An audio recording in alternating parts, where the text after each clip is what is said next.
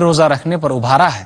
اس لیے نبی صلی اللہ علیہ وسلم چند مہینوں میں روزوں کا اہتمام کرتے تھے۔ اگر ہم نفلی روزے کا اہتمام کرتے ہیں تو یہ دلیل ہے اس بات کی کہ اللہ سے ہم قریب ہو رہے ہیں، دلیل ہے اس بات کی کہ ہم رمضان کے روزے رکھنے میں پکے ہیں، یہ دلیل ہے اس بات کی کہ ہم نیکی پر نیکی کرتے چلے جا رہے ہیں۔ اور نیکی کے قبول ہونے کا سب سے اہم ذریعہ یہ ہے کہ آدمی نیکی کے بعد نیکی کرتا چلا جائے۔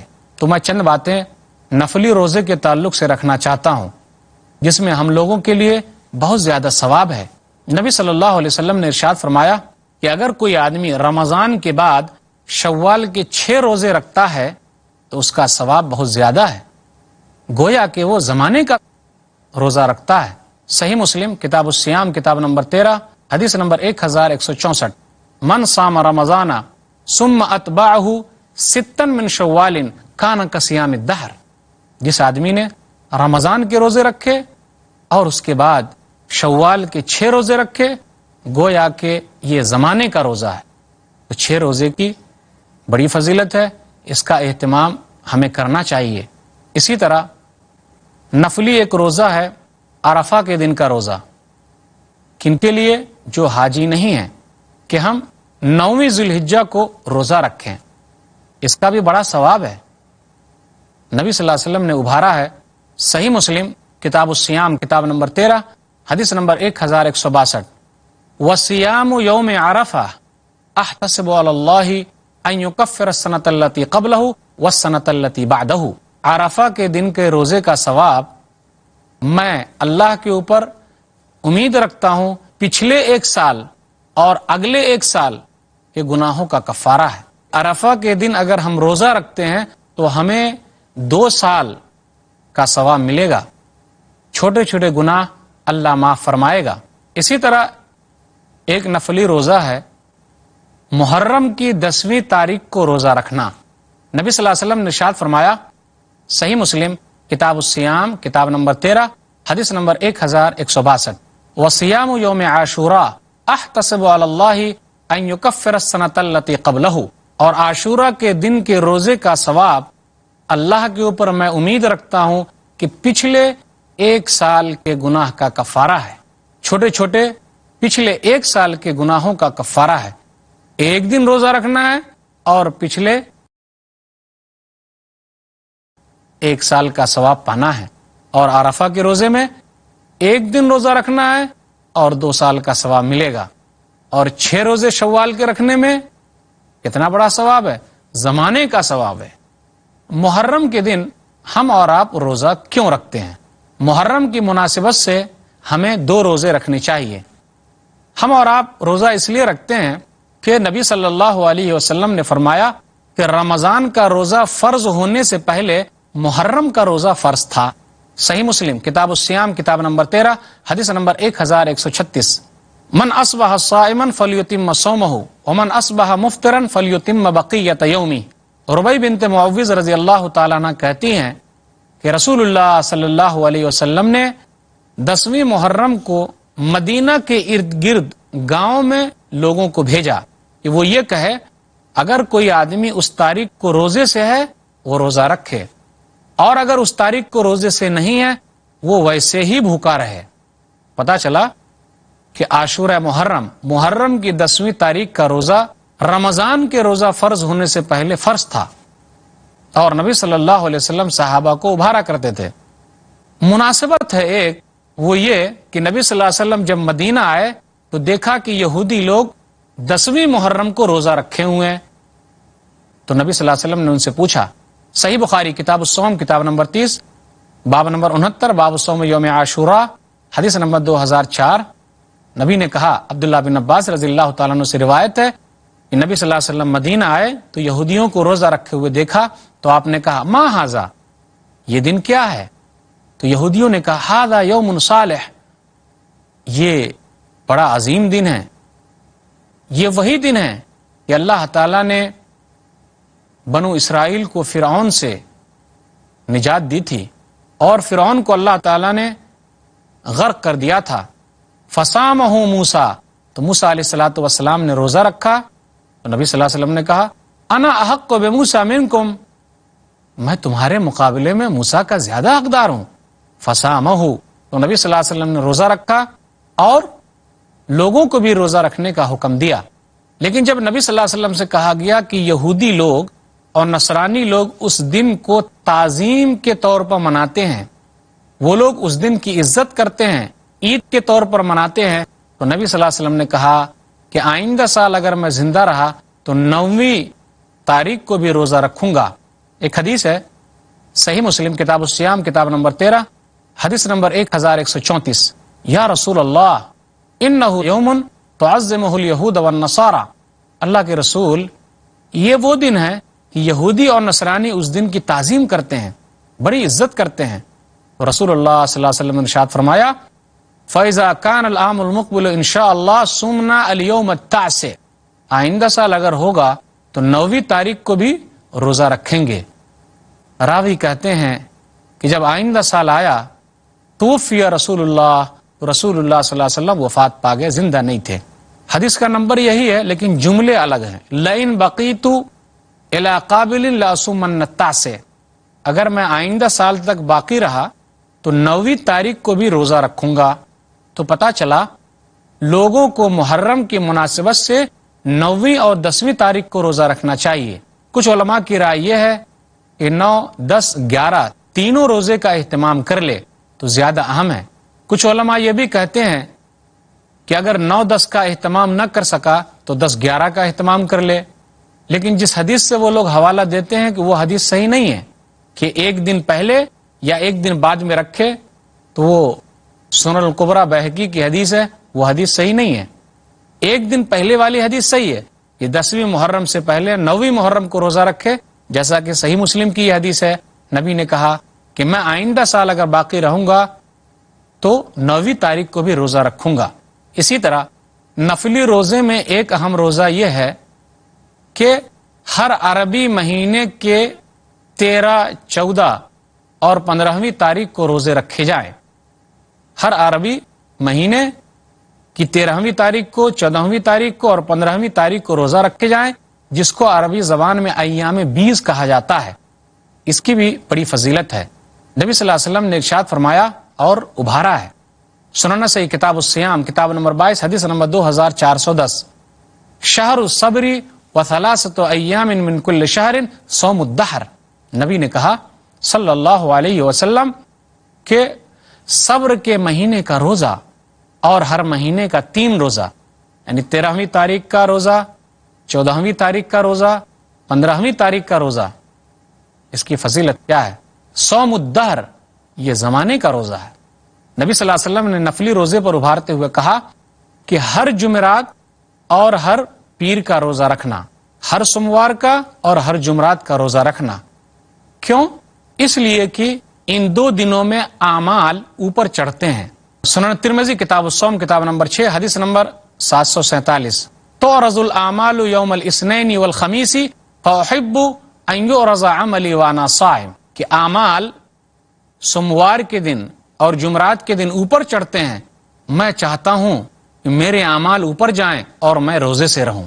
ان 2 دنوں کی بھی بڑی فضیلت ہے. سوموار کے دن روزہ رکھنا چاہیے. اگر کوئی آدمی رکھتا ہے تو اللہ کے یہاں جب اس کے اعمال چڑھتے ہیں تو وہ روزے دار لکھا جاتا ہے.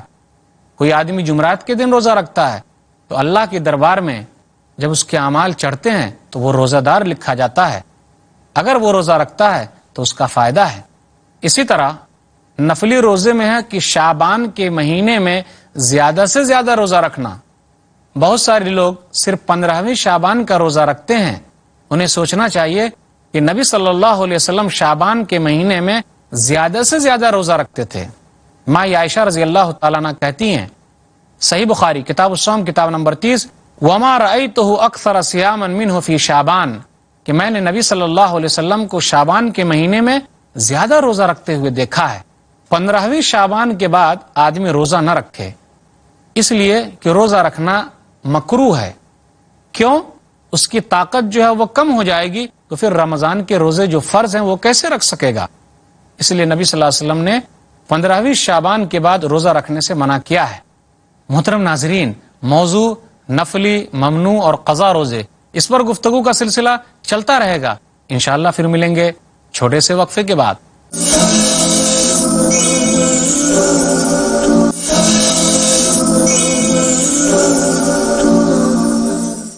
محترم ناظرین، السلام علیکم ورحمۃ اللہ وبرکاتہ.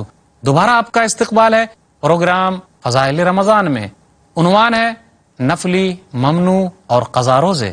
نفلی روزے میں ایک اہم روزہ صوم داؤدی ہے. صوم داؤد علیہ الصلوۃ والسلام کا روزہ، یعنی آدمی ایک دن روزہ رکھے اور ایک دن روزہ نہ رکھے. اس کی بھی بڑی فضیلت ہے. نبی صلی اللہ علیہ وسلم نے ارشاد فرمایا، صحیح مسلم کتاب الصیام کتاب نمبر 13 حدیث نمبر 1159، احب الصیام الی اللہ صیام داؤد کان یصوم نصف الدہر، کہ اللہ کے نزدیک بہترین روزہ داؤد علیہ الصلوۃ والسلام کا روزہ ہے. وہ آدھے زمانے تک روزہ رکھتے تھے. اسی طرح ایک نفلی روزہ ہے. بہت سارے لوگ ایسے ہیں جن کی شادی کا اہتمام نہیں ہو پا رہا ہے، کہیں مسائل حل نہیں ہو رہے ہیں، چاہے وہ مرد ہو یا عورت. اللہ نے ان کے اندر طاقت بھی رکھی ہے، خواہش بھی رکھی ہے، لیکن انتظامات کہیں نہیں ہو رہے ہیں. تو ایسے لوگوں کو چاہیے کہ اپنی خواہش پر کنٹرول کرنے کے لیے روزے رکھے.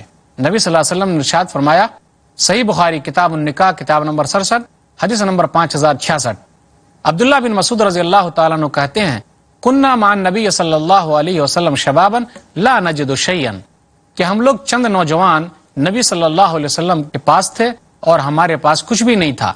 تو رسول اللہ صلی اللہ علیہ وسلم نے ارشاد فرمایا، یا معاشر الشباب من استطاع الباءة فلیتزوج فإنه اغض للبصر واحسن للفرج. اے نوجوانوں کی جماعت، شادی کرو، نگاہ کی حفاظت ہوگی اور شرمگاہوں کی حفاظت ہوگی. فإن لم يستطع فعليه بالصوم فإنه له وجاء، اور اگر نکاح کی طاقت نہیں رکھتے تو ضروری ہے ان پر کہ وہ روزہ رکھے. روزہ رکھنے سے اس کی خواہش پر کنٹرول ہو جائے گا.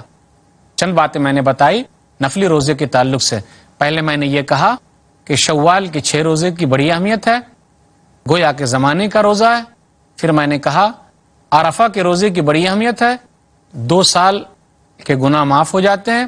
پھر میں نے کہا عاشورہ کے روزے کی بڑی اہمیت ہے، پچھلے 1 سال کے گناہ معاف ہو جاتے ہیں. پھر میں نے کہا ایام 20 کے روزے کی بڑی اہمیت ہے، گویا کہ یہ زمانے کا روزہ ہے. پھر میں نے کہا سوموار اور جمعرات کے روزے کی بڑی اہمیت ہے، اس دن اعمال اوپر چڑھتے ہیں. پھر میں نے آپ کے سامنے یہ بات رکھی کہ نبی صلی اللہ علیہ وسلم شعبان کے مہینے میں زیادہ روزہ رکھتے تھے. پھر میں نے یہ بھی کہا کہ اللہ کو جو محبوب ہے ایک اہم روزہ صوم داؤد ہے، داؤد علیہ الصلوۃ والسلام کا روزہ ہے. پھر اسی طرح میں نے یہ کہا نفلی روزے میں کہ جس کی شادی کا انتظام نہیں ہو پا رہا ہے اور اپنے نفس پر وہ کنٹرول کرنا چاہتے ہیں تو ان کے لیے ہے کہ وہ روزہ رکھے، اس سے اس کی خواہش میں کمی واقع ہو جائے گی. اب میں چند روزے آپ کے سامنے بیان کرنا چاہتا ہوں، وہ ہے ممنوع روزے. ممنوع روزے میں جو منع ہے اس روزے کی 3 قسمیں ہیں. پہلے ہے مکروہ تنزیہی، پھر ہے مکروہ تحریمی، پھر اس کے بعد ہے ممنوع روزے، حرام روزے. پہلے تذکرہ کروں گا کہ مکروہ تنزیہی کیا ہے، یعنی ایسا روزہ جو صحیح نہیں ہے، کراہت کے ساتھ. ٹھیک ہے اگر کوئی رکھ لے رہا ہے تو چلے گا، لیکن رکھنا کراہت پر محمول ہے، نہیں رکھنا چاہیے. صحیح مسلم کتاب الصیام کتاب نمبر 13 ام الفضل بنت الحارث کہتی ہیں رضی اللہ تعالی عنہ کہ نبی صلی اللہ علیہ وسلم عرفہ کے میدان میں موجود تھے تو لوگ آپس میں بحث کرنے لگے. کچھ لوگوں نے کہا کہ نبی صلی اللہ علیہ وسلم روزے سے ہیں، اور کچھ لوگوں نے کہا کہ رسول اللہ صلی اللہ علیہ وسلم روزے سے نہیں ہیں. تو ام الفضل بنت الحارث رضی اللہ تعالیٰ عنہ کہتی ہیں کہ میں نے دودھ کا پیالہ نبی کے دربار میں بھیجا تو نبی صلی اللہ علیہ وسلم نے اس کو پی لیا. تو عرفہ کے دن حاجی کے لیے روزہ رکھنا مکروہ ہے، نہیں رکھنا چاہیے، مکروہ تنزیہ ہے، منع کیا گیا ہے. غیر حاجی کے لیے عرفہ کے دن کا روزہ رکھنا ثواب کا درجہ رکھتا ہے کہ 2 سال کے گناہ اس کے معاف ہو جائیں گے. لیکن جو حاجی ہے اسے چاہیے کہ اس دن روزہ نہ رکھے. پھر اسی طرح صرف جمعہ کے دن کا روزہ رکھنا یہ بھی مکروہ تنزیہی ہے. آدمی آگے پیچھے نہ رکھ کے صرف جمعہ کے دن کا روزہ رکھے، تو ایسے روزے سے بھی منع کیا گیا ہے. نبی صلی اللہ علیہ وسلم نے ارشاد فرمایا، صحیح مسلم کتاب الصیام کتاب نمبر 13 حدیث نمبر 1144، لا یصوم احدکم یوم الجمعہ الا ان یصوم قبلہ او یصوم بعدہ، تم میں کا کوئی بھی آدمی جمعہ کے دن روزہ نہ رکھے، ہاں ایک دن پہلے یا ایک دن بعد میں رکھے۔ صرف جمعہ کے دن روزے کا اہتمام کرنا یہ مکروہ تنزیہ ہے، اس لیے کہ جمعہ کے دن عید کا دن ہے، وہ ہفتے کی ایک عید ہے، اور عید کے دن روزہ رکھنا صحیح نہیں ہے۔ ہاں رمضان میں وہ روزہ فرض ہے تو وہ جمعہ کے دن روزہ رکھ سکتے ہیں، اس میں حرج کی کوئی بات نہیں ہے۔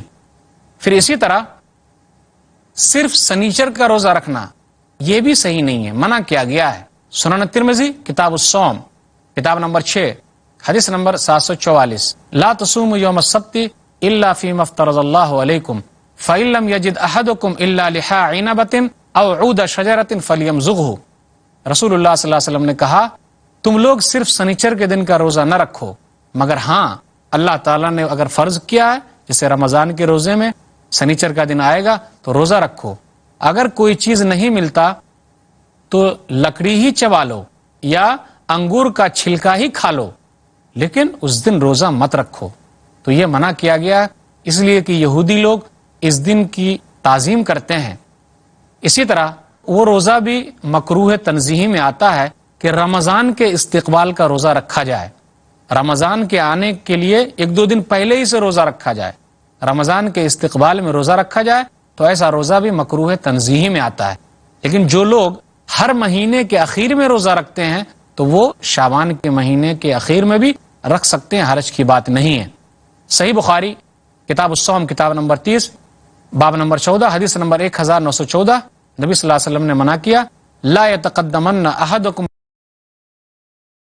رمضان بصوم یوم او یومین الا ان یکون رجل کان یصوم صوما فلیصم ذلک اليوم، تم میں کا کوئی بھی آدمی ایک یا دو روزے کے ذریعے رمضان کا استقبال نہ کرے، مگر وہ آدمی جو اس دن روزہ رکھتے ہوئے آ رہا ہے تو روزہ رکھے، کوئی حرج کی بات نہیں ہے۔ تو یہ چند باتیں تھیں مکروہ تنزیہ کے تعلق سے، منع کیا گیا ایسا نہ کیا جائے۔ اب میں چند روزے کا تذکرہ کر رہا ہوں جو روزہ مکروہ تحریمی میں آتا ہے، یعنی حرام ہے، نبی صلی اللہ علیہ وسلم نے منع کیا ہے۔ وہ روزہ ہے کہ بغیر افطار کے لگاتار کئی روزے رکھنا، بغیر سحری کھائے ہوئے روزہ رکھنا، اس کو صوم وصال کہا جاتا ہے، وہ منع ہے۔ صحیح بخاری کتاب الصوم کتاب نمبر 30 حدیث نمبر 1966، ایاکم والوصال، تم لوگ صوم وصال مت رکھو، بچو۔ پھر اسی طرح شک کے دن روزہ رکھنا وہ بھی منع ہے۔ صحیح بخاری کتاب الصوم کتاب نمبر 30 باب نمبر 11، من صام یوم الشک فقد عصى ابا القاسم۔ پھر اسی طرح ہر دن روزہ رکھنا، کسی دن افطار نہ کرنا، وہ بھی مکروہ تحریمی میں آتا ہے، ایسا نہیں کرنا چاہیے۔ سنن ابی داؤد کتاب الصیام کتاب نمبر 22 حدیث نمبر 2377، من صام الابد فلا صام ولا افطر، جس نے ہمیشہ ہمیش کا روزہ رکھا اس نے نہ روزہ رکھا اور نہ اس نے افطار کیا، یعنی اس کا روزہ بھی نہیں ہوگا اور اس کا افطار کرنا بھی نہیں ہوگا، اس کا روزہ چھوڑنا بھی نہیں ہوگا۔ وہ عورت روزہ نہ رکھے یعنی نفلی روزہ جس کا شوہر موجود ہو، ہاں شوہر کی اجازت کے ساتھ رکھ سکتی ہے۔ اب میں چند روزے کا تذکرہ کر رہا ہوں جو روزہ بالکل ہی حرام ہے۔ صحیح مسلم کتاب الصیام کتاب نمبر 13 حدیث نمبر 1140، ماں عائشہ رضی اللہ تعالیٰ عنہ کہتی ہیں، نہا رسول اللہ صلی اللہ علیہ وسلم، کہ رسول اللہ صلی اللہ علیہ وسلم نے منع کیا ان صومین، دو روزے سے، ایک عید کے دن کا روزہ اور ایک بقرعید کے دن کا روزہ۔ ہم عید کے دن بھی روزہ نہیں رکھ سکتے اور عید الاضحیٰ یعنی بقرعید کے دن بھی روزہ نہیں رکھ سکتے، دونوں روزہ منع ہے۔ اسی طرح ایام تشریق میں روزہ رکھنا، یعنی ذوالحجہ کی 11ویں 12ویں 13ویں تاریخ کو، ایام التشریق ایام اکل و شرب، وہ کھانے پینے کے دن ہے تو روزہ آدمی نہ رکھے۔ صحیح مسلم کتاب الصیام کتاب نمبر 13 حدیث نمبر 1141۔ اسی طرح عورت حیض سے ہو پھر بھی وہ روزہ رکھے ہوئے ہے، بہت ساری عورتیں رکھتی ہے، یا نفاس کی حالت میں پھر بھی روزہ رکھے ہوئے، تو ایسا روزہ حرام ہے، روزہ نہیں ہوگا۔ صحیح بخاری کتاب الحیض کتاب نمبر 6 باب نمبر 6 حدیث نمبر 304۔ پھر اسی طرح آدمی روزہ رکھ رہا ہے، اس کی جان کا خطرہ ہے، پھر بھی روزہ رکھے ہوا ہے، تو ایسا روزہ رکھنا بھی حرام ہے۔